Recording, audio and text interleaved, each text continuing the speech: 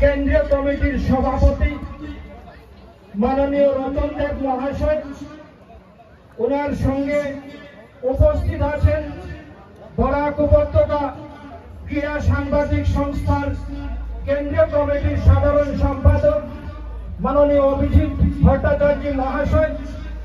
আমাদের এই মাঠে উপস্থিত রয়েছেন প্রাক্তন ফুটবলার শিশির বর্মন মহাশয়, রয়েছেন প্রাক্তন ফুটবলার তুষারকান্তি বর্মন মহাশয়, রয়েছেন আমাদের আরেকজন প্রাক্তন ফুটবলার ইন্দ্রজিৎ সিংহ মহাশয়, আমাদের এই অঞ্চলের বিশিষ্ট শিক্ষাবিদ সুশান্ত বর্মন মহাশয়, রয়েছেন আমাদের ধলাইয়ের প্রাক্তন গাঁও পঞ্চায়েত সভাপতি শঙ্কর ভট্টাচার্য মহাশয়, আমাদের আমন্ত্রিত অতিথি যারা তারা ধীরে ধীরে মাঠে প্রবেশ করছেন।